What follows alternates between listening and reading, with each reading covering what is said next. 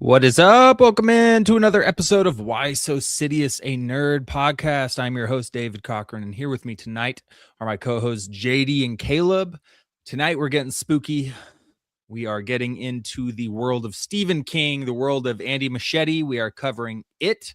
Welcome to Derry, Chapter 1, the entire season. If you have not seen this show, we are going to be hitting all the spoilers, and trust me,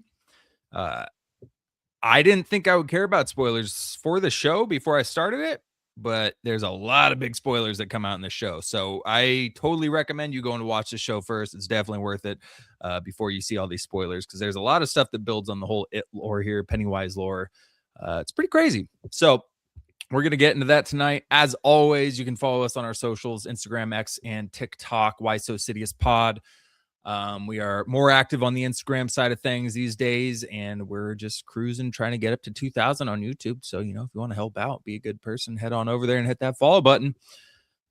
We've got recent episodes out. As you know, we've got a Avengers Doomsday trailer coming up soon. A bunch of rumors about a bunch of parts. It's going to be on the Avatar movie trailers. It's going to be released on YouTube. Who knows when, but there's a lot of rumors behind it. So, of course, we have our Weekend Geeks where we discuss these things. But we also have our Road to Secret Wars, which is a part of that. We continued it most recently, our Road to Secret Wars Volume 5 Avengers for Jonathan Hickman. Covered that recently. We've got our Novice Nerd of Who is X-23. We've got our Stranger Things coverage out there. Clearly, Volume 1 has dropped and has been making waves, and Volume 2 is coming soon, so we'll be covering that as well. So there's plenty of stuff out there for you guys to go ahead and listen to. And for convenience sake, if you're going to listen to that Road to Secret Wars, we've got all of the episodes at the top of our episode list now. So you can go through each one, rattle it off, and get caught up real quick on our Road to Secret Wars episodes. Don't forget our newest venture. We got Lub on the sticks playing Ghosts of Yote. He's live streaming his gaming. This is a new venture for Why So Sidious. It's a fun venture that Lub has reached into, whatever you want to go with. But yeah, tune into Lub. We usually drop when he's about to hop on live on our socials, give you a little heads up, but he's gaming out there. So if you're a fan, tune in, show Lub some love. He's a fun watch. He gets into it. He never keeps it too silent for too long. He's a natural. So go ahead and check that out when we drop those. But let's get into the episode. I've talked too long. So we're getting into Welcome to Derry. I was telling you guys right before this, I never once expected to be this excited to record something about Pennywise and It. I didn't watch the movies until this year, both of them. And Pennywise scared the hell out of me as a kid from the original movie, and he made me hate clowns my entire childhood. So it's a healing moment coming full circle to the show. Really loved it. I think we all really loved it. But I want to ask you guys real quick. Lub, I already know the answer, so I'm going to let you go last. JD, have you seen both of the It movies? I have, and the original. Okay. And did you like the movies? Yeah, so that's my background. I loved the original back in the day. I saw it too young. Then I loved the reboot. That was a really solid reboot, how they brought it back. Not reboot, but hated the sequel. So, just really didn't like the sequel. So Welcome to Derry was not something I was super excited about. Like I, could have gone on without watching that until I heard how good it was. So it's a nice surprise. Yeah.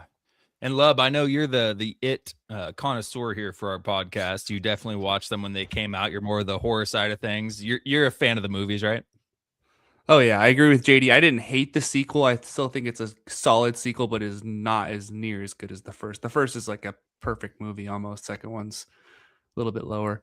But yeah, I did not my expectations for this show, even being a big Stephen King fan, was like, okay, like it'll be good. Like I'm kind of wondering why they did it in the first place. Like, why are we doing a Pennywise show? But holy crap. It blew my expectations out of the water. Dude, yeah, I had no expectations really. The only reason I started watching this is because Stranger Things Volume 5 was coming out. So I had just watched all 4 seasons of Stranger Things, and I had a month and a half gap and I was in that mood. The kid group, it's very similar, and I'm actually going to read off some similarities that this show has with Stranger Things. But that was the only reason I started it. And to be honest, the first episode almost killed it in its tracks. I was almost like, yeah, this ain't Stranger Things. This ain't for me. Damn, they turned it around though. So And also, it made me go watch The Shining during this season. And then I watched Doctor Sleep right after that, because if you don't know, it's all in the same universe. Dick Halloran, he's a major character in Welcome to Derry. He's in The Shining. He's in Doctor Sleep. All these Stephen King stories are in the same universe. So it's pretty crazy. All these kids Even in it shine. Yeah, what are you saying? Shawshank Prison is like mentioned in everything. Shawshank Redemption is a Stephen King story, which is actually, I don't think that's super well known, because it I doesn't know, come right? as a Stephen King kind of story. Mm-hmm. But yeah, so it's super cool seeing all this interconnective tissue, and they do a great job with it, to the point where it made me go watch those movies. And by the way, I highly recommend Doctor Sleep. Real quick, JD, have you seen either Shining or Doctor Sleep? The Shine, I've seen both of them. I couldn't tell you much about Doctor Sleep because I was excited about that when it first came out and watched it. Shining, just rewatched it recently. That's a cool little movie, and I had no idea everything was connected until you brought that to my attention. So that was quite a surprise, just to think of how far apart these movies are, yet they're connected. Like, what? Right. It's crazy. And Lub, you've seen them both, because I'm pretty sure you I want to recommended rewatch Doctor Sleep now that you said you liked it so much. I remember enjoying it, but I remember it being really long, a little bit too long. Yes. But it's Ewan McGregor and Jessica or Lady Rebecca Jessica? Ferguson. Rebecca Ferguson, yeah. Lady Jessica. Which she's so unnerving in it in such a good way for her character. Her character's Rose the Hat in the movie, and she's so creepy. Like, and she does a great job being creepy in Dune, honestly, as well. So Rebecca Ferguson has that role down. But I love Doctor Sleep, the whole shine, the steam, the world they build with this almost sixth sense that these children have, that Dick Halloran has, that the kids in it have. It just creates such a cool world. And we get into this crazy mind reading with Dick Halloran in this season of the show, which was my favorite part of the show here. So it was super unexpected, but a really cool connective tissue here. And last thing, Andy Muschietti is the director of these movies. He was behind this show, and he is supposed to be behind Batman Brave and the Bold. So JD, after the show, how you feeling about him taking on a Batman project? Yeah, of course that gains him some points, right? Because we're a little worried after the Flash. But that's totally overridden now, right? Like, this was crazy, a full-on horror like this too. So the dude has range, and he killed it with this prequel that, no one asked for this kind of a prequel. But he made it exciting. He put a lot of Pennywise in there. Like, he knows what the audience wants to see, right? I'm glad he has that. We want the icon. And this show, I was kind of worried that Pennywise would be like the last thing you see when it ends. You'll see him one good time. Here he is. That's the prequel to Pennywise. But it was packed with Pennywise. So yeah, a lot of good things for Andy Muschietti. He could do Batman. That is interesting though, because Andy Muschietti wasn't good at the Flash, but he's good at this kind of horror movie style. So would the DCU's Batman be too much like Robert Pattinson then? Because isn't that kind of Robert Pattinson style? You're just going to do like a DCU version of Robert Pattinson, basically? Well, if you make it good, are to make a going good for movie, at Justice least. League Batman, at least this thing is packed with like mythological lore that attaches to this horror clown. So yeah, I think just because it's dark, he could still do this fantastical Batman that we're probably going for. Yeah. I watched a couple of the behind the episodes after the episodes ended, and I was telling Lub, I had no idea Andy Muschietti had such a thick Italian accent. I was not expecting that when he started to talk. It's like, whoa, what the hell? But I really liked how much he respected the lore he was building off of. And he kept talking about how he wanted to pay respect to the original story, and to not only pay respect to it, but to grow it and in a positive, like, I don't know. I just really like the way he took on this project, and it makes me feel like he respects the original content that he'd be building off. So I am a little bit more encouraged with him taking on a Batman project after this show, for sure. Yeah, he even said the scene at the end was something they threw in at the last minute, and we'll talk about it later. But that final scene was something they just like threw in because he wanted to make sure it attached to the movies.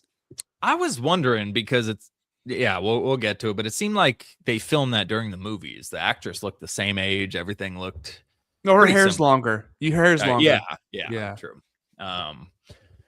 But we'll get to that. So yeah, we'll get into the episode here just real quick. I couldn't help but notice the first episode, the Stranger Things similarities. It's taking place in a small town in America, the same eastern side of America. It's a period piece taking place many decades before today. A little boy gets lost in the first part of the first episode in a scary and confusing opener. He communicates from an unseen spot through song while captured. The military is involved in some other secret operation we don't yet know about, but it will connect in the end. And the main group of kids solving the mystery has their younger sister that they're forced to bring along. So all of that right in the first episode was like, all right, that's a lot of Stranger Things similarities. Get all the way off their back about it, okay?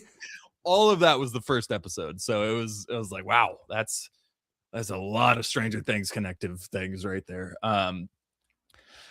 So we'll get into the main topics of the season. I think we can all agree the first half, there's a lot less to talk about. The fifth episode, that sewer episode, the first reveal of Pennywise is when it really gets crazy. But there's some good stuff to talk about before we get to that. So real quick, best intro song of any TV show of 2025. If that's a category in the cities, you already know my vote. Spoiler alert. This is an absolute banger. Never skipped the intro one time this year. I listened to it every single time. It was perfect. It was weird. It's a little girl singing, but it was like, it was just perfect for the tone of the show. I don't know. I loved it. It's stuck in my head now. I skipped it once, and Sean, my wife, got really mad at me. Did she? She's got good taste. So real quick, we start off with the kids group in the first episode. And I'm not going to go into it, but I'll just say it's Teddy, Phil, Lily, Ronnie, and Phil's kid sister. We kind of think this is the new losers club we're going to be following around. And by the end of the first episode, more than half of them are dead. Kind of thought it was like a joke or a dream sequence or something, but they introduced us to this whole group of kids, and then they all got torn apart by this demon baby. The whole first scene of this show was the kid Maddie hitchhiking with this whole family that I guess it was able to manipulate 4 different entities, which usually he's just one, but he was like an entire family, and a baby demon was born. I don't know, dude. It felt like it had no connectivity to the rest of the season. Like it had, if you cut that, it had nothing for the season for me. I don't know. It almost turned me off of it. If that Maddie character never existed, the show would have been the same. Only thing he does is because the other kid's the one that comes back, and you think he's alive for a second, but he's actually dead again. So yeah, there was no point to it. Yeah, and it was just gross. It was kind of just needlessly gross. The baby, the birth. I don't know what's up with HBO shows and having to do disgusting birthing scenes, but House of the Dragon did it twice. This show did it twice in 2 episodes. I don't know what the fascination with showing insanely grisly birthing scenes is on HBO, but I don't need to ever see that again, ever again. But I don't know, JD, after the first episode, how are you feeling? Yeah, so that put me on an interesting journey, because what I didn't like about the second modern It was like the mythology, right? And I didn't know anything about the books. I didn't know that was all book accurate, but I still didn't like how it panned out on the big screen. I preferred that grounded clown.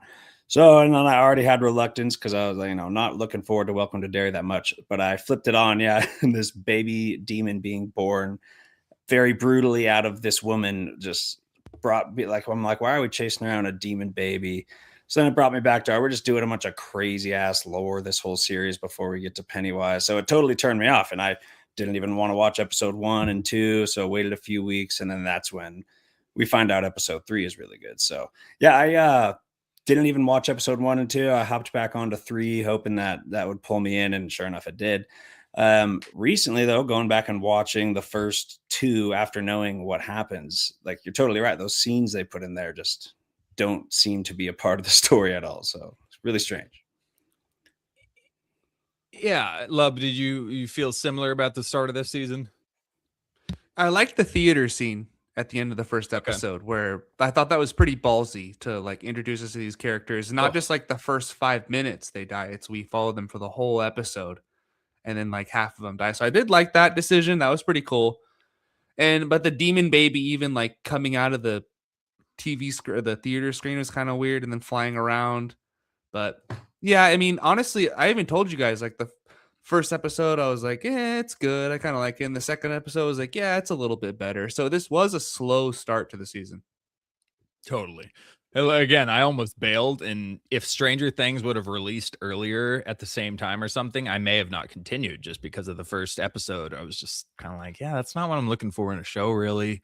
Um, it just wasn't it. So, and yeah, I kind of like Teddy and Phil too. I liked them as the two kid characters. They were kind of funny. They were fun to follow around, and then they both just got brutally slaughtered. But they didn't show Phil get slaughtered. We have a scene in episode 2 where Lily's going through the grocery store. It's messing with her. She starts having these hallucinations, and it shows a cereal box with all the kids that got slaughtered in the theater. They all turn to zombies. Phil's character doesn't. As he stayed the same through the whole vision. So it's like, oh, okay, is Phil still alive then? He's the only kid that didn't turn into a zombie. And then they even played into it with Maddie coming back saying, oh, Phil's still alive. And then we find out, no, he's dead. So that entire thing, again, was like, nope, Phil was dead from the start. None of that actually led to anything. It was just like a long con, I guess, to get us thinking Phil was alive. But they killed off Teddy and Phil, and then they bring in Will, who is the son of Leroy Hanlon, the father of Mike Hanlon, who is the only one who stayed in Derry during the It movies, learned the lore of Pennywise, brought the adults back, and was the reason why they were able to defeat Pennywise. So Will's son is the one who will take down Pennywise.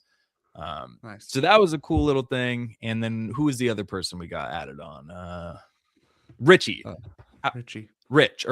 How could I forget? Richie, awesome kid added into there. And then Marge, who comes in a little bit later after she tries to cut her eyeballs out in a really weird scene. Wow. But she ended up being a good part of the group. So I don't know. Yeah. I like the group of kids we got. How'd you guys like it? It's a weird question. How'd you guys like the children? Not on par with Stranger Things, right? Like they were not my favorite part of the story throughout this series, especially right after watching Stranger Things, rewatching Stranger Things. Like that story was some of the best of Stranger Things, but the kids didn't really get the story going that much for me. And then you got another one of these disgusting scenes that was kind of hard to watch when Macy or whoever it is saws Ronnie. her eyeballs off. Oh, Marge. So hard to watch. Brutal. Yeah, the kids were just all right in this one. It was the military stuff and all the stuff that was going on. And the lore, like I didn't like the lore before. This show made me actually really appreciate all the lore behind all this. Which is, I mean, that's a sign of success for Andy Muschietti right there as far as storytelling goes. Yeah. No, the military is the main reason I stayed around till episode 5. By the end of it, though, I loved the story with Richie and Marge. They did get better.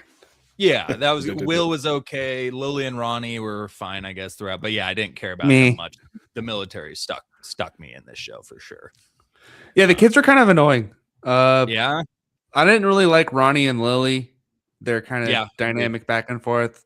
I didn't love it. I mean, the Will was okay. He was kind of a little baby, and that was kind of his story of like not being a little baby anymore. I was like, I get it, but like there was one scene in the end where his dad's like, you gotta go do this, and he's like, Dad, I can't. And it's like, bro, you're gonna fucking die if you don't do this. Like, you've been through some shit already. Fucking put that shit aside and get it done. Right. So yeah, that they weren't the strong suit, but they did grow on me. I will say, like the more the season went on, the more I started to kind of accept them. Yeah. And we'll get to that, but I am kind of glad we are going to get a chapter 2 out of this, and we're definitely not falling around the same group of kids. Mm-hmm. Although that does risk it being a worse, less likable group of kids that we get in the next season, because I'm pretty positive we're going back 27 years to the last generation of it. So I think the 30s, I'm sure kids were well behaved, didn't say nothing back then. Probably not. They were all going through the depression. Like, those kids were probably whipped into pretty good shape, especially Derry parents who are already absolutely insanely over the top assholes. So I'm sure they were pretty whipped into good shape. But let's talk about the main reason we all stuck around for this, and that's the military's role in this show. So the 3 main characters we get out of this is Leroy Hanlon, Dick Halloran, and the General.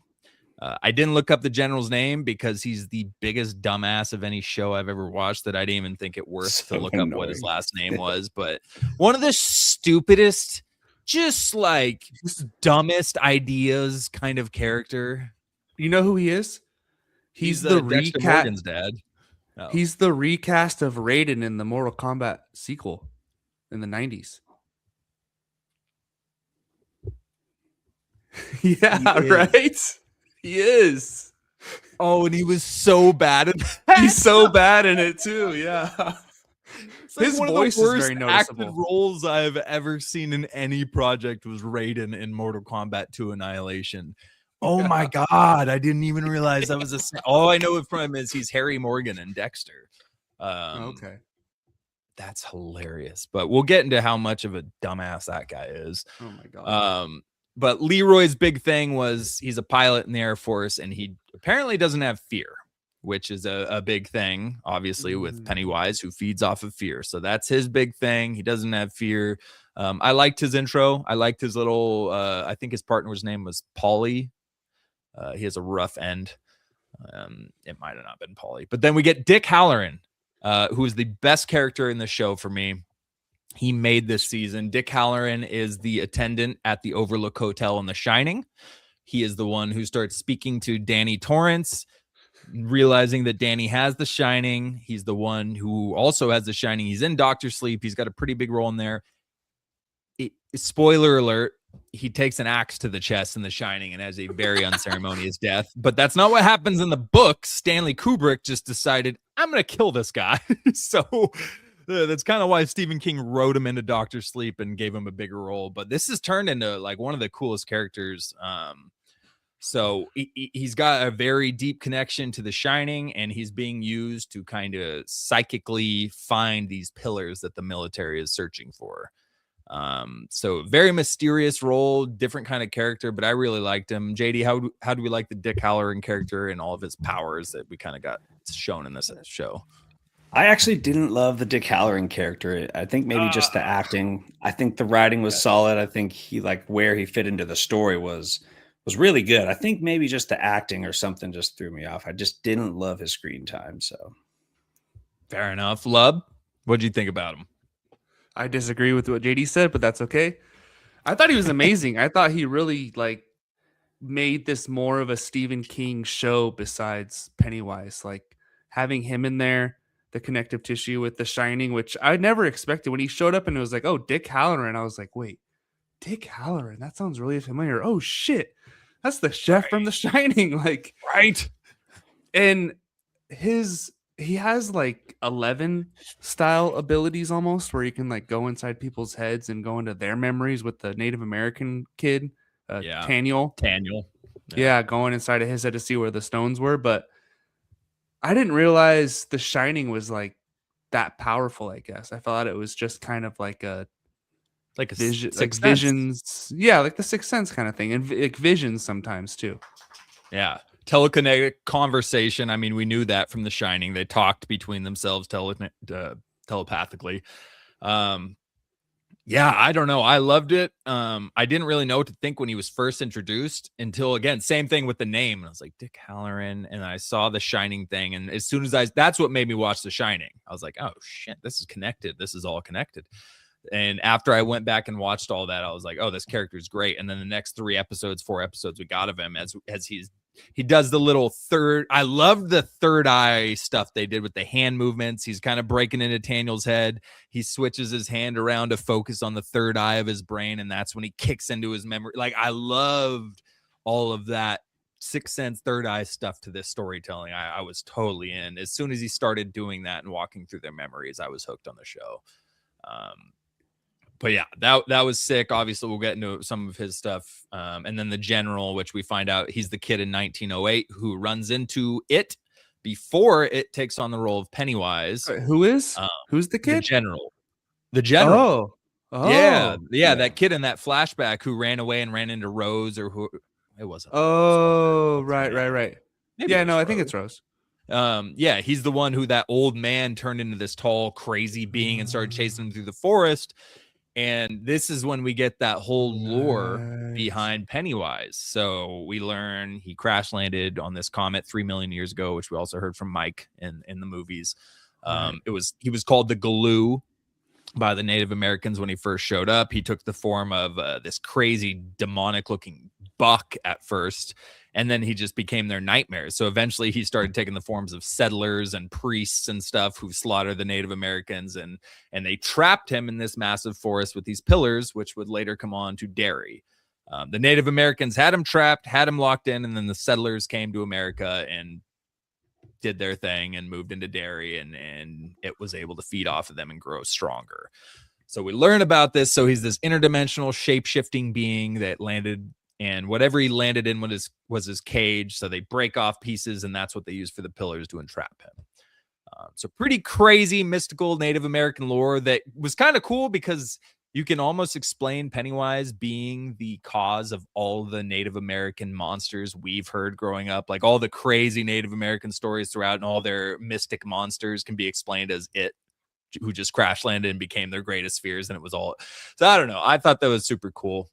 Did the Native American history you weren't crazy about the lore, JD? So did this side of it bring you in anymore? Yeah, no, this is part of the lore that I did appreciate.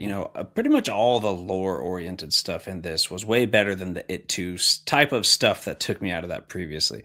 I thought this was a really cool way to condense it to the town, first of all. Like, it is a problem for this town.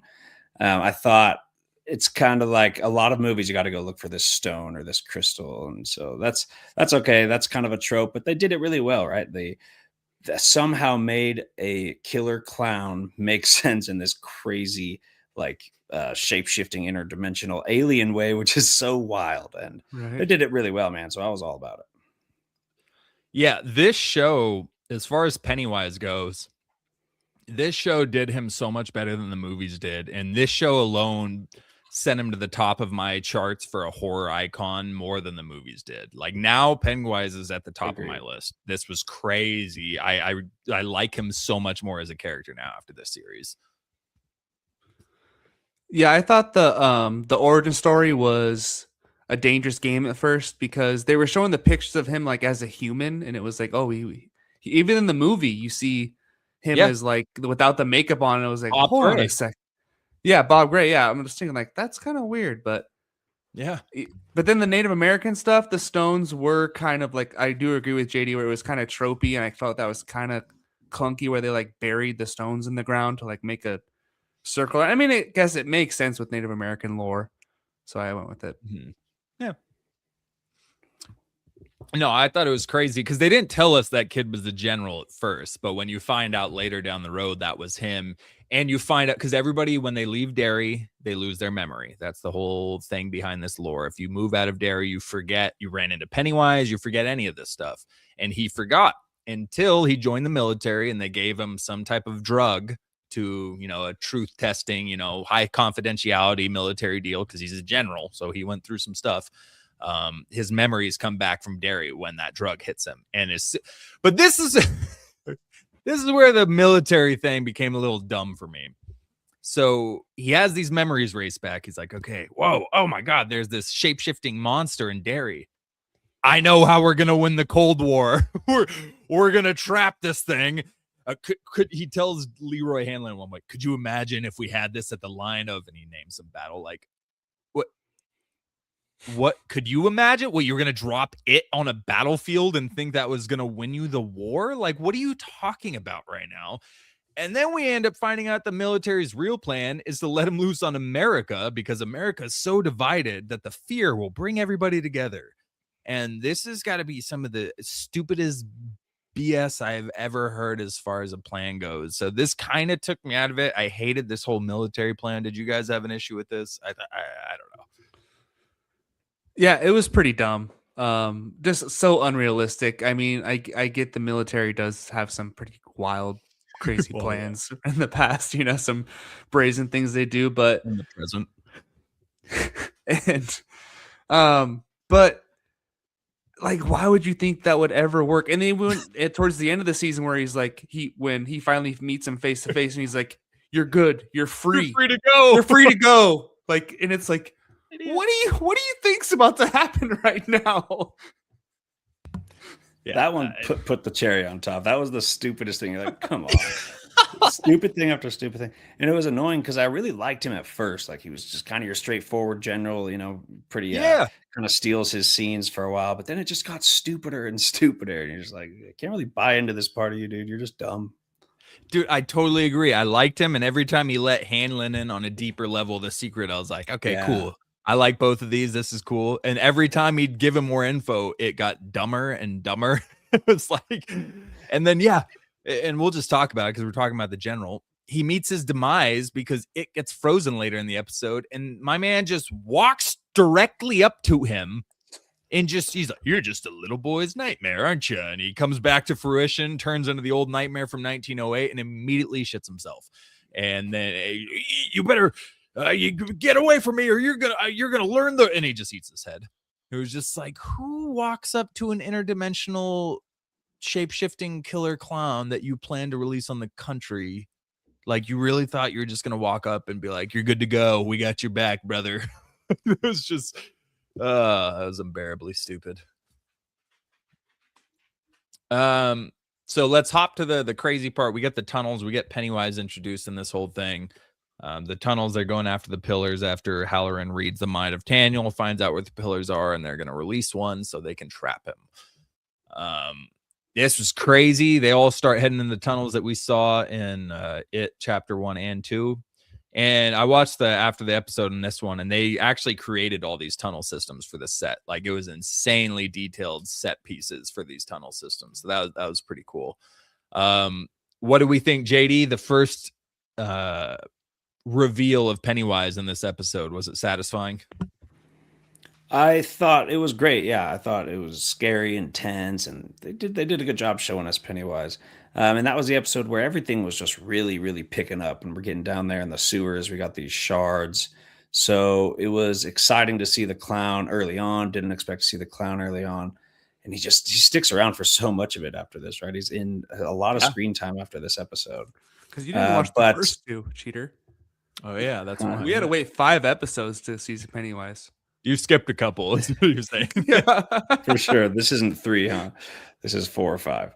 5, Well, yeah. So this is where also he came across Lily, where that dagger was in the water, and he had to stop. Right? yeah. Immediately threw him back. So that was interesting. A little something that the heroes can have, where they're not just going to die immediately. At least they got some kind of firepower. Yeah. And Love, what do you think about it?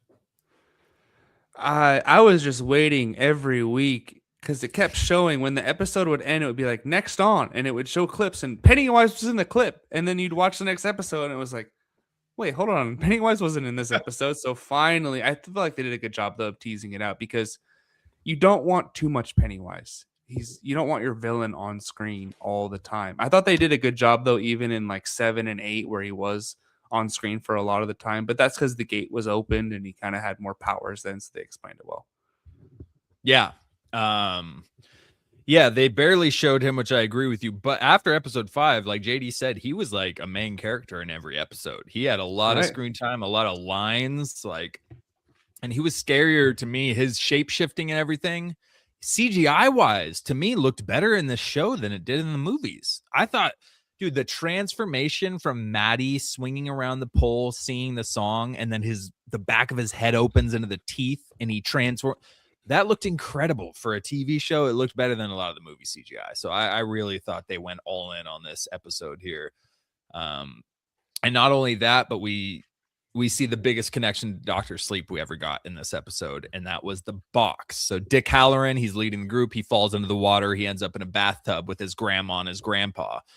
We hear about his grandpa and Dr. Sleep, and we hear about his grandma and Dr. Sleep too. He says, I used to communicate all the time with my grandma. She actually taught me this trick, how to keep the dead away by closing them in this mental box. And he tells Danny Torrance all about this mental box that he was able to keep these dead away in. So in this scene, his grandpa, which Dick sees halfway through the vision, he goes, you're not him. Who are you? And it's Pennywise acting as his grandpa in his memories, and he forces him to crack open that box. And from then on out, Dick Halloran is seeing dead people everywhere, and he starts crumbling. So it was crazy kind of see him lose this psychic mental battle with this intergalactic being from Pennywise. But I thought the whole scene with this grandpa crack the box open. You start. I thought it was great. It was super unnerving. I loved it. This is when it picked up for me with Dick Halloran. I thought they did a good job of making us feel like we were him, because when it was like a first person camera looking around at all the dead people coming at you. It made me feel like, oh my God, like if I like had that ability, I would like lose my mind in an instant. Dude, they did. I felt claustrophobic at points of the shooting of it. So that's when you like they shot it so well. I love the way Andy Muschietti directed these scenes. And then the craziest part of this episode is Pennywise approaching Leroy Hanlon, who does not have fear. He shows up as his wife, and Leroy has to overcome the mental trickery of this and shoot his wife in the head. And then it turns out to be Pennywise, and it swims backwards. And then he tells his partner, anything that doesn't belong here that seems somewhat out of place, you shoot it. And then his son comes running around the corner 2 minutes later. And I'm thinking, like, that's great writing, because that I was so stressed as it's slow motion. His son's running, even though he's not going to die because Mike Hanlon comes into the place. I didn't think of that. I wasn't thinking of that in the moment, though. I kind of wasn't, but I in the back of my head, I think there's no way he actually kills him. But it's still, my heart was racing. His partner steps in front of it, which you probably could have just pushed the gun away instead of stepping in front with your chest. That's just me, heat of the moment. I'm not going to judge you, but he shoots his partner, kills him, and then finds out that it's not an apparition. It's his actual son. So that whole part was insane. This was I don't know. There were some really good episodes after this. This was my favorite episode at this point. JD, was this your favorite episode of the season, or did one surpass it? Oh, the 7's got to surpass it. So the penultimate. Yeah. It was really refreshing, though, Leroy figuring it out, telling him, shoot anything you see that doesn't belong here. Leroy was always on top of it throughout the season, right? Always had it figured out, or always at least was going in the right direction, even if things were getting chaotic. So I agree. You said it earlier. Favorite character besides the Pennywise, for sure. Leroy was solid throughout. Yeah, and I feel like you trusted him so much and you had so much confidence in this character that at this point, that's what made it even more heartbreaking. It was like, oh, he slipped there. Like, he almost just killed his son. He just killed his partner. You're seeing moments of weakness that we didn't really see with Leroy until this episode. So I thought even Charlotte was pretty solid. Like, she should have been that annoying, nagging wife, but somehow she was actually really good on screen as well. Yeah, I really liked her. Yeah, she didn't come across as a Skylar White, even though she was causing issues by what she was doing. You could respect her for it. Like, takes balls to do what she was doing, to step in front of stuff like that. Everything she did through the season. Even when he smacks Will, and you're kind of like, well, that kid kind of deserved it. I mean, he just rubbed it in his face that his dad let his best friend die, bro. That was pretty messed up. He didn't deserve it. It's infiltrating his mind. I get it. But like, I felt bad for Leroy when he's like, yeah, well, I wouldn't do that. You're right. I wouldn't let my friend die in front of me. It was like, oh, you little shit. You little shit. That was so messed up. I felt bad for Leroy there. But yeah, probably shouldn't smack your child. But Leroy was loyal to a fault when it came to the military, where he just kept until the end when he finally figured it out. And then he pulls a gun on a general, which that's a big balls move right there. JD, he didn't get in trouble for that, because if you're apparently in a movie or show, if you're right in the end, all charges are dropped. Yeah, and he wasn't even really right in the end. The general just got his head eaten, and the general said, you're fine, leave him on base, don't let him leave base. But really, he should have locked him up after. As soon as you know that the guy's fully against you, a general's gonna have him locked up. He's not just gonna be like, yeah, hang out at home, please don't leave base, even though you're trying to thwart my terrible plan. But all right, so episode 6 was kind of weird. We'll skip to episode 7 really, but episode 6 is just falling around Ingrid Kirsch, and it shows a flashback of her seeing Pennywise. It switches to black and white, this flashback episode, and it's Ingrid Kirsch as a nurse assistant in Juniper Hill, I think, and she sees Pennywise and she thinks it's her father because, of course, he's wearing the same clothes. So even though he just ate a child in front of you, it's probably still your dad that's been missing for 20 years. But yeah, so that was it was a weird episode. I think we all kind of were on the same page with it. Like, that was kind of odd. I don't know why we focus so much on Ingrid Kirsch and her background there. Love, did you care much for this episode? Was this the Bob Gray stuff or no? Was that No, we got most of the Bob Gray stuff in I thought we got the most of that in episode 7, but Oh, okay. This is more just Ingrid. yeah, this was more just Ingrid, and then yeah, Honestly, I don't remember the episode that much, so exactly. It was kind of Yeah. a slow point. Yeah. I was gonna say, I forgot about that character. She was awful. I did not like the route they went with her. Didn't matter in the end anyway, and it was just like weird. Didn't really care Well- flashing back with her and her obsession with Pennywise. Yeah, it felt forced in this episode. They did a good job at explaining Pennywise and Bob Gray in the next episode, but this one, because we saw Ingrid Kirsch in It Chapter 2, that's where we saw the photo of Bob Gray or a human Pennywise, and then she turns into a giant naked lady and chases adult Bev out of the apartment. Very weird scene in It Chapter 2, but obviously that was Pennywise acting as Ingrid Kirsch. But this is actual Ingrid Kirsch that we get in this show. And even at the end of the finale, we see Ingrid Kirsch, the actual one, walking up to a young Bev after Bev's mom kills herself. Pretty weird. But yeah, so episode 6, I don't think there was a lot. There was stuff between Margie and Rich. They go to the black hole. Rich is playing the drums. The romance between Margie and Rich really kicks off in episode 6, all that stuff. So there wasn't... just set it up for the next episode. Exactly. So we episode 6 was a massive setup for episode 7. So let's just get to episode 7. So it's called The Black Spot. This is one of the major massacres that Pennywise feeds off of before he goes to sleep during his cycles. Ingrid Kirsch sets it all up. She's the one sleeping. She's the one sleeping with Hank Grogan, who at the start of all this, the kids get slaughtered in the movie theater. The police blame Hank Grogan, the black movie theater owner, for kidnapping and murdering the kids. He's going to Shawshank. He can't give his alibi because he was having sex with Ingrid Kirsch, a white married woman, which is obviously pretty taboo at that point. If you were to admit to that, that's almost worse than killing kids for people during that time and day. So he's stuck in between a rock and a hard place. And we get to the point where he's being hidden out in episode 7, and Ingrid Kirsch literally leads the white supremacists to this place where Hank Grogan is hiding, and Pennywise, so Pennywise can have a big feast, because at the end of the day, Ingrid Kirsch is doing all this because she thinks that's her daddy in this intergalactic clown who is just eating children. Because I'm just going to chalk it up Reasons. to its mind warping abilities. I don't know, bro. That's insane. Sorry, DeVesto. I don't know what petition you're trying to have us sign, but I ain't feeling it. No, she must have like a false sense of reality where she like wants it to be her dad so bad, but she knows in the back of her mind that it's not. Yeah, she's like- obviously just lost That's her mind. headcanon. Yeah. Yeah. But so we get into episode 7, and right before the black spot kicks off, the white supremacists have showed up to the club. They're ready to shoot up some black folk at the black spot.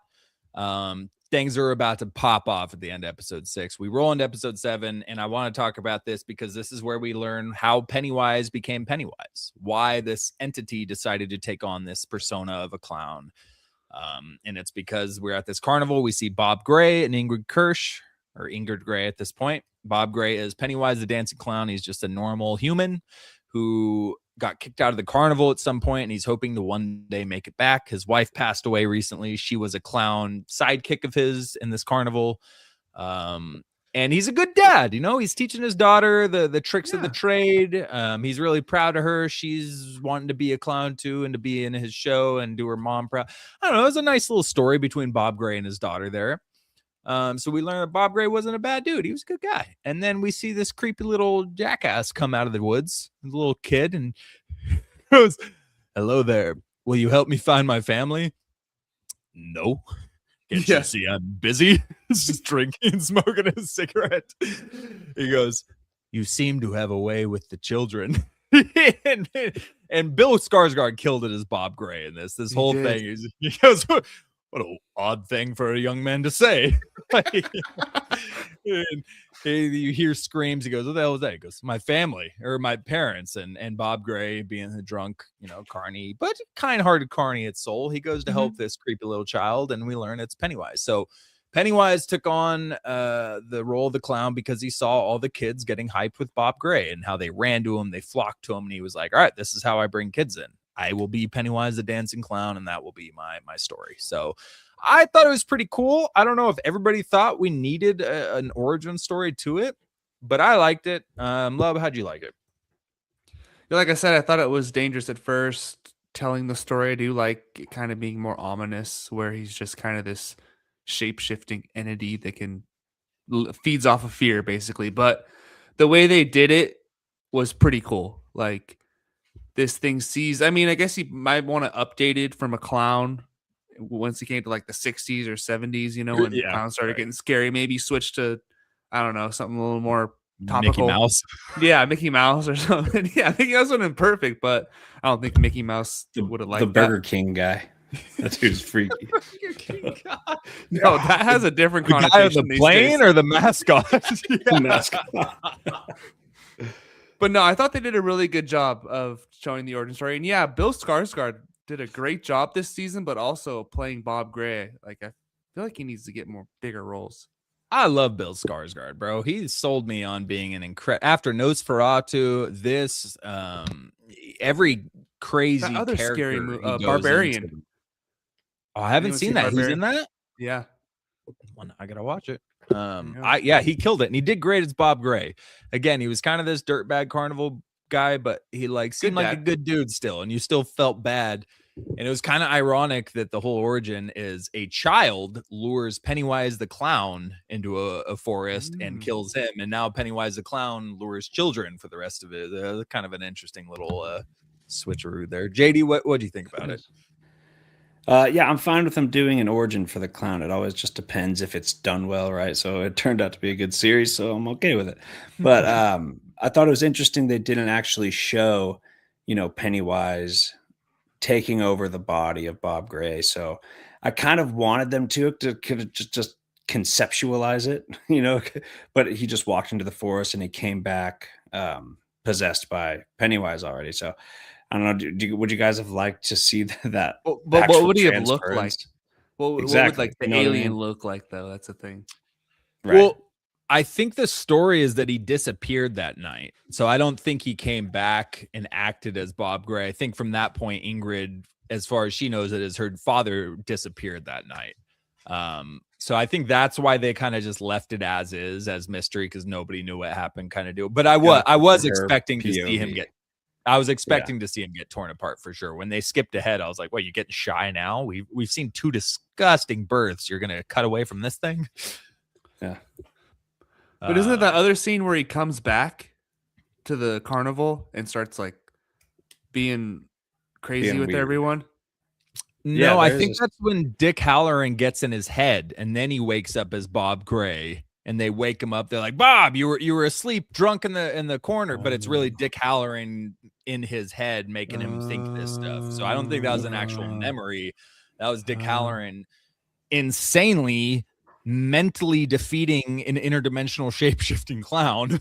Like, Dick Halloran's a pretty powerful dude for being able to put him in this He's an X-level mutant. That's insane. You guys Pennywise confused? I took that whole thing as he came back possessed. And then he was all like, he was weirded out by everything. And that's kind of how I thought it went. So yeah, I didn't know. Okay. Well, yeah. And I'm not 100% positive. I just know there were a few lines from Ingrid saying my father, when he disappeared, she mentioned multiple times that he just disappeared randomly and she didn't know where he went. And so when she saw Pennywise in that black and white, she thought it was him for the first time she'd seen him since she was a child and had that whole, but I didn't think, What? I also thought she was okay. I thought she knew her dad was possessed and she was just cool with it, like in a weird way. Like I think that's what she thought. I think she thought he was possessed, but if she continued to feed him, eventually he would be freed from it. Because she made a line to Lily like, "You did it. You freed him. I've been trying to get him, blah, blah. You saw the clown. I've been waiting for him." And so I think she has some weird thing where she thinks her father has been possessed, and maybe if she feeds him enough, she'll get her father back. But it's Okay. kind of hard to get your head into the mind of an absolute lunatic and know what she was thinking. Because we get to the black spot, everybody gets slaughtered, and Ingrid meets up with Pennywise, and she's talking to her husband there, and her husband's like, "The hell are you wearing? Why are you dressed as a clown?" She's like, "This is the real me. Hello, Papa." And he goes, "What?" Turns around, and this was a savage scene. Pennywise is standing behind him with a cleaver on his shoulder, grabs the top of his head, cuts it clean in half, just starts eating his skull, and then goes, "Show me the bow." And it's the same thing her father said to her when and she does the bow, does the little, still thinks it's him, hugs him. I mean, she is fully believing this is her dad until he says, "I'm going to sleep." He's like, "What?" But no, you can't leave me again. No. And grabs him, and he turns around and looks at her. And at this point, she's like, "You're not him." It's like, what? Why was this the moment you realized that this murderous clown was not your father that's been missing for 50 years? Like, Her dad liked to chew on a head every now and then. yeah. The face cutting in half and biting into his half skull wasn't the giveaway. It was when he turned around and looked at you kind of mean. That was when you're like, "Hold on a sec, my dad never gave me that look, you son of a bitch." Like, I don't know, that was, she's kind of dumb.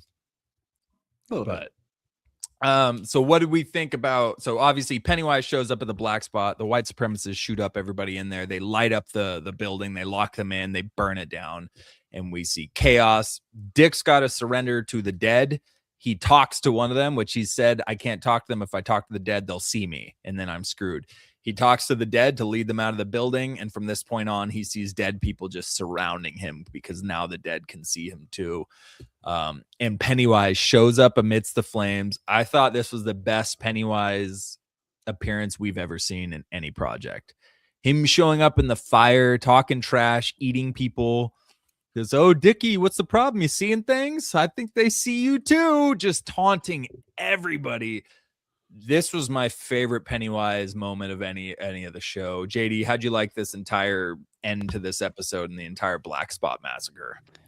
Totally with you on Pennywise. That's fully unleashed, right? Like the audience always wants that kind of stuff. So that was awesome with just this backdrop of flames. So the aesthetics of it was amazing.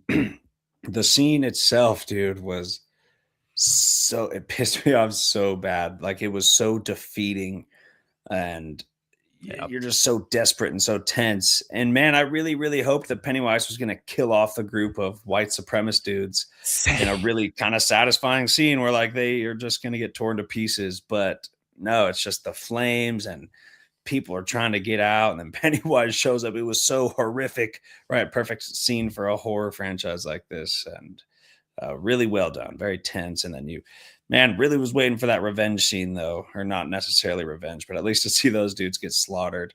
But we never got it. That dude was a dick the whole time, even going back with Homegirl's dad in the jail cell, kind of manipulating his words.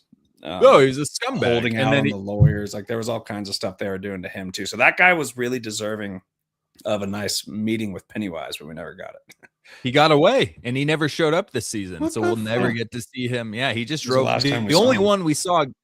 Yeah, the only time we saw anybody get their due was Ingrid's husband, who stayed behind because he turned around, saw his wife in a clown costume while he was murdering a bunch of black people. It's like, what are you doing here in a clown costume? That I was bummed about that. I thought Pennywise was going to carve him up. That was a tough scene. But yeah, this scene for me, Pennywise scared me more in this sequence than he ever has in any of the movies. This was terrifying. Love, how'd you like it? Yeah, I agree with JD. It was super depressing to watch. Like they were having such a good time, partying, drinking, smoking, playing games. Like it was like, okay, like obviously something really bad's about to happen. And even when they show up, they point the guns at each other and they're like, "You don't want to do this right now," and they walk away. It's kind of a brief, like you take a breath, everything's gonna be okay, and then just complete chaos. Everyone, like, I'm surprised there was no way out. Like they couldn't, I guess the guns, because they were shooting the guns from every direction, but they couldn't like break a window out the back and like sneak out that way or something. Well, they did, and then they started getting shot. Like right. as soon as they started exiting, they just ran into Yeah, bullets. I think they surrounded it a bit. Mhm. Yeah, and not that I need to explain why a bunch of white supremacists are scumbags, but the whole reason they were there was for Hank Grogan because he's a child killer. Mhm. They saw multiple children in this building, locked it up, and set it on fire. White Multiple kids. children were in there. Yeah, I was going to say, and again, not helping their cause, but they weren't all black children, and they still lit that building on fire. So obviously, again, I don't need to convince you that they were absolute scum of the earth, but pretty wild. I thought at least at one point they'd point to the kids and be like, "Get out of here, kids," or something like that. Right. I guess I gave them too much credit. Weird.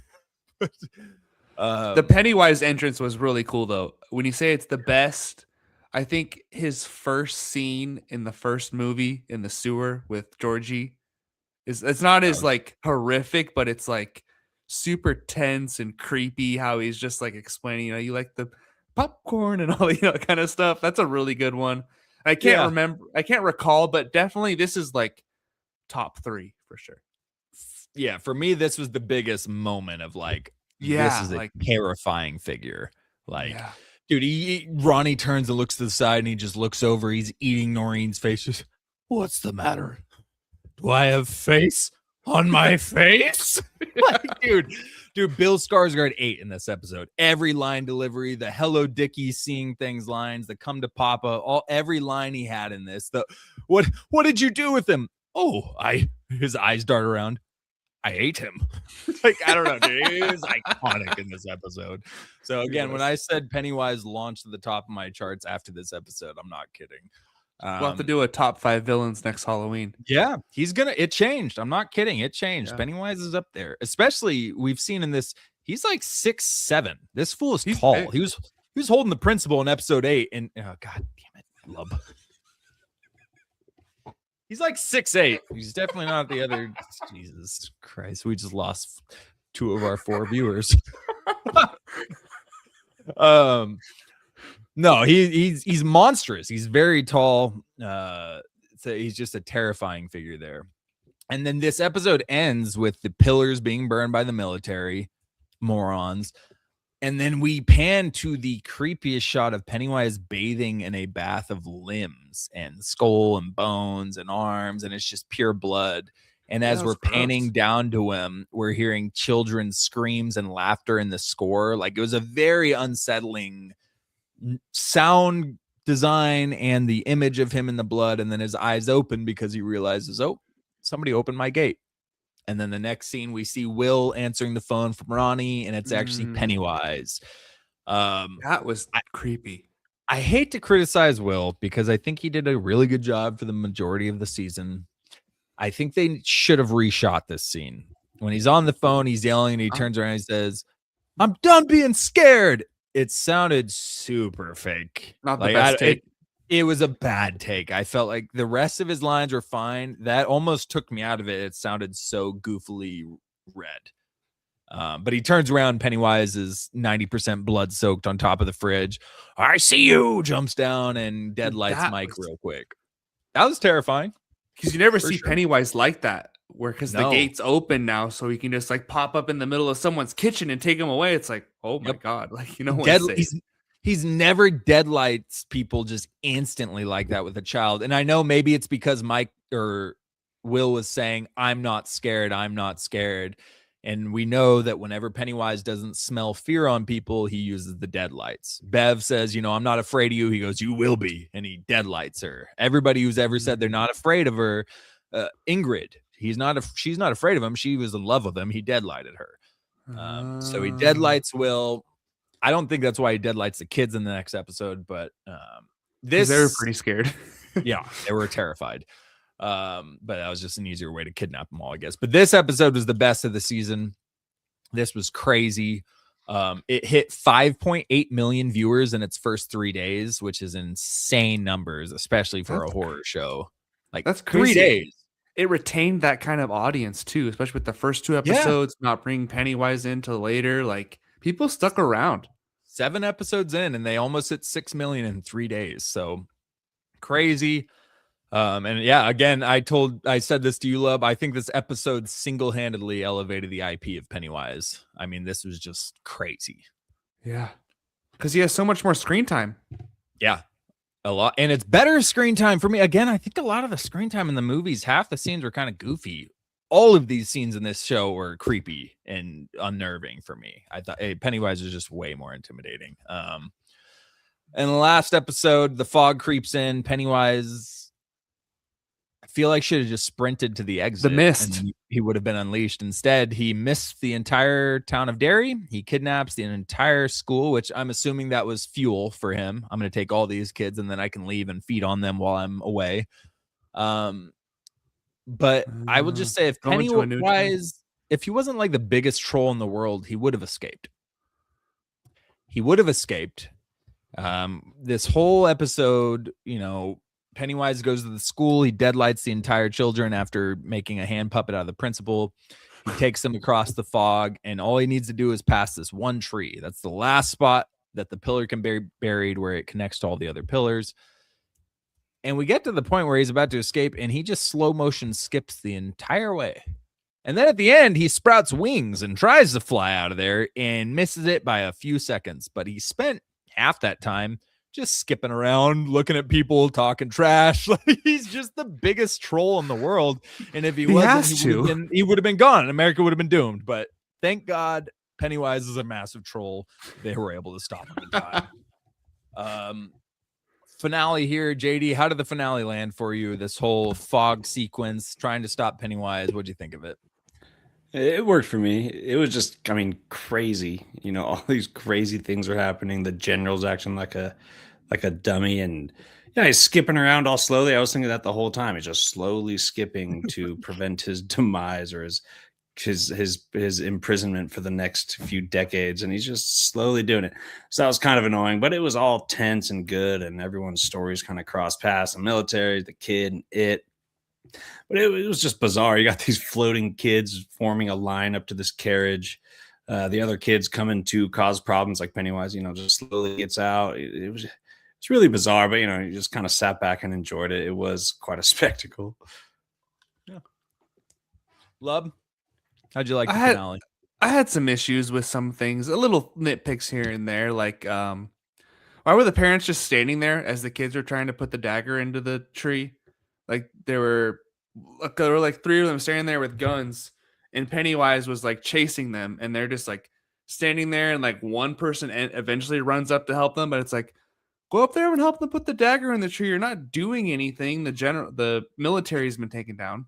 They showed one scene of them being shot at, and they stopped advancing, and then from there on out, they just never tried to advance again. Yeah. I don't know, but overall, I did enjoy it. The Pennywise skipping stuff, I guess, is just what he does. That's just I didn't even mind it. It's just funny to think of if he wasn't doing that. And the wings thing was kind of cool. I like that more than the spider. Definitely more. Yeah, that's a cooler transformation than a giant spider. Yeah, and I thought, dude, like the headshot, so it starts skipping towards the kids as they're trying to bury this last pillar, and Leroy headshots him a few times, and you see that. I love this design of it. It's been like this in the movies. Anytime he gets wounded, his blood floats, and I don't really know why that is. Other than everything floats. Exactly. But he gets headshot, his blood floats, he drops to the ground, he sprouts a Jack in the Box clown thing. I thought he was going to sprout the OG It face. I thought that would have been a super cool Easter egg to have one of his heads pop back up as Tim Curry's It, his Pennywise head. That would have been a cool little. That probably would have been pandering, but did we talk about Rich dying? Oh my God, no! We totally skipped over Rich dying in the fire. Yeah, you're right. Let's hit a quick pause. That was super sad, bro. I really liked that kid. That was an emotional scene. He knew he was sacrificing himself for Marge, and I thought that was a really good scene. I don't know. What'd you guys think about it? Didn't like it. All right. No, he was sacrificing himself for her, but I felt like God, you can't like do something, like go find somewhere else to hide, or like I don't know. And then it felt like he just suffocated. I thought the house was gonna like fall on top of him or something, but he just like suffocated from smoke. So that shows me that he wasn't scared, because if he was scared, it would have ate him. But he wasn't scared. He knew what he was doing. He sacrificed himself for Marge, and he died courageous. I don't know. JD, did you like that death scene? It was better than Eddie in Stranger Things. All right. Yeah, except Eddie was going out with this epic metal song. It was, I guess that was a Well, he few was scenes drumming. later. He The was drumming. background, but then Earlier. again, you got the background of the whole Pennywise and the flames. Yeah, it was fine. It was a good sacrifice scene, dude. I was super sad when you see this dude, his eyes are still open. It's like, yeah, he had probably a slow death. Like that was brutal. And the whole scene just kind of sucked for a while, except for Pennywise. You're just so mad. There's too much death going on here. They're having a good party. Everyone's hanging out. These kids are loving each other. And all of a sudden just didn't expect him to go out like that. Said, I love you, Marge.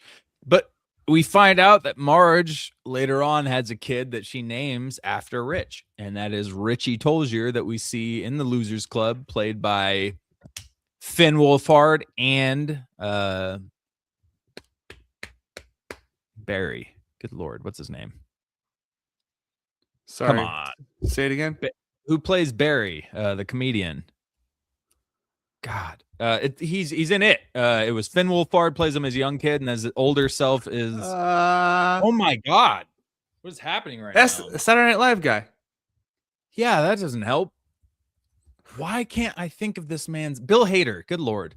Yeah, we find out that Bill Hader's character in Richie was named after that kid who just sacrificed himself for Marge, and Marge is the mother of Richie Tolzier. So that was a cool little thing. We saw why she named her kid after Richie, because he sacrificed himself to save Marge. So that was a cool little tie-in. And we got even more into episode 8. Did she tell her husband? Yeah, I don't know about that one. That's an awkward conversation. But that right there leads into episode 8 with Pennywise coming up to Marge and saying, oh, Marge Tozier, but not Tozier yet. And he's creeping up on her. And this is when we learn that Pennywise experiences time all at once, which is a whole nother crazy level to throw into this. Right. So he goes, your son becomes a part of the Losers Club and ends up killing me. Or was it my death or my birth? I don't know. I can't tell. Everything happens at once for old Pennywise. And he starts talking about how time is happening. So he knows how he's going to die already at this point. He knows it's Marge's son who's a part of that group.